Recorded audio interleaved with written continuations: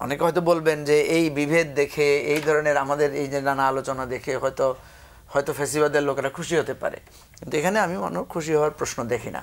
সমালোচনা তো সবাই রাজনৈতিকভাবেই করলেন, দেশের ভালোর জন্যই করলেন, কিন্তু এই সমালোচনার সুযোগটা কি পরাজিত শক্তি নিচ্ছে কিনা?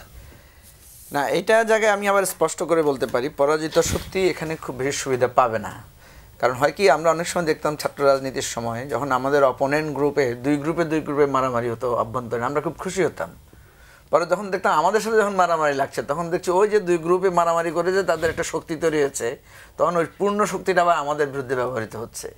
ফলে এখানে যেটা দেখছি আমরা যে আমাদের যে ফ্যাসিবাদ যেটা আমাদের মনে দগদগে ঘা তৈরি করেছে, যখনই দেখবেন এই যে এত দ্বিধা বিভক্তি আপনি দেখতে পাচ্ছেন না, কালকে যখন দেখবেন যে যখনই ফ্যাসিবাদের মোকাবেলার প্রশ্ন আসবে তখন আবার একটা ইউনিটি তৈরি হয়ে যাবে। অনেকে হয়তো বলবেন যে এই বিভেদ দেখে এই ধরনের আমাদের এই যে নানা আলোচনা দেখে হয়তো ফ্যাসিবাদের লোকেরা খুশি হতে পারে, কিন্তু এখানে আমি মনে খুশি হওয়ার প্রশ্ন দেখি না। যখনই একটা প্রত্যাশা জাগ্রত হয়, ডক্টর ইউনূসের কাছে আমাদের প্রত্যাশাটা পাহাড় সমান, ফলে ওনার কাছ থেকে আমাদের এই প্রত্যাশার যতগুলো আমরা ঘাটতি দেখছি সেখানে প্রশ্ন হচ্ছে। কথা হচ্ছে এখানে যে আমি বিষয়টাকে একটু ম্যাক্রো লেভেলে দেখি।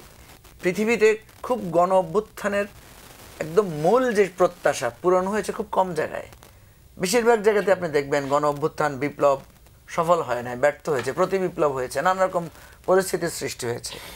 বিপ্লব করা, ওই যে একটা কথা বলে না, স্বাধীনতা অর্জন সহজ, স্বাধীনতা রক্ষা করা খুব কঠিন। আমরা কিন্তু 17 বছর পরে, এটাকে অনেকে তো দ্বিতীয় স্বাধীনতাও বলেছেন, 17 বছর পরে আমরা কিন্তু একটা ফ্যাসিবাদী ইয়ে থেকে মুক্তি পেয়েছি।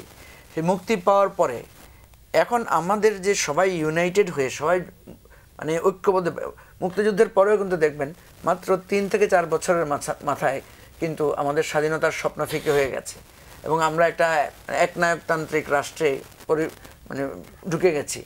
ঠিক আমাদেরকেও এই গণ অভ্যুত্থানের পরে তাত্ত্বিকভাবে ভাবতে হবে যে আমাদের পরবর্তী আজকে 9 মাসের এই জায়গাটায় কার কতটুকু ভুল ভ্রান্তি আছে, কোন জায়গায় আমরা যাচ্ছি, কী অসুবিধার মধ্যে আমরা পড়ছি। দেখেন, আমি বলি যে এই যে ধরেন যতগুলো বিশ্ববিদ্যালয়ের ভাইস চ্যান্সেলর আছেন, ওনারা কি আজ থেকে 9 মাস আগে ভেবেছেন ওনারা ভাইস চ্যান্সেলর হবেন? আজকে যতজন ডিসি হয়েছেন, সচিব হয়েছেন, বা আমরা যেভাবে এখানে সমালোচনা করছি, যেটা আমাদের মাসুদ কামাল ভাই বলছেন যেভাবে উনি ডক্টর ইউনূসের সমালোচনা করলেন, এই ধরনের সমালোচনা পেছন থেকে সরকারকে চালাচ্ছে, এই ধরনের সমালোচনার সুযোগ কি আমরা পেয়েছি? পাই না, আমরা সেটা করেছি।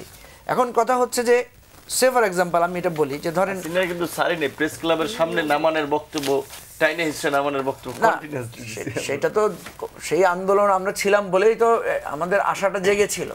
এবং আমরা তো অবশ্যই যে আজকে আমরা যে আলোচনাগুলো করছি এই আলোচনাগুলো কি এখানেই থেমে যাবে? এরপরে যদি কোনো নির্বাচিত সরকার আসে, সেই সরকারের সময় যদি পোর্টের বিষয়টা আসে, সেই সরকারের সময় যদি করিডোরের বিষয়টা আসে, আমরা কি কথা বলবো না? সেখানে তো আমরা বলবো। আমাদের বক্তব্য হচ্ছে বা আমরা যেটা বলতে চাচ্ছি যে সমাধানটা কোথায়?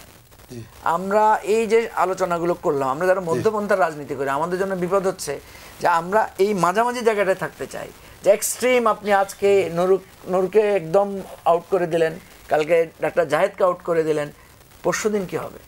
সেই জায়গাটা থেকে আমরা ভাবছি যে আমাদেরকে একটা সমাধানের জায়গা দিতে হবে। এবং সমাধানের জায়গাটায় দিন শেষে এটাই যে দেশের রাজনৈতিক পরিস্থিতিটা, দেশের আইনশৃঙ্খলা পরিস্থিতিটাকে স্বাভাবিক জায়গায় আনতে হবে, সংস্কারকে কমিয়ে মৌলিক সংস্কারগুলো করতে হবে, বিচারের যে কাজটা শুরু হয়েছে এটা একটা ভালো স্টার্ট করতে হবে এবং দেন একটা ভালো নির্বাচন আমাদের, অসংখ্য ধন্যবাদ। ফেব্রুয়ারির মধ্যে একটা নির্বাচন।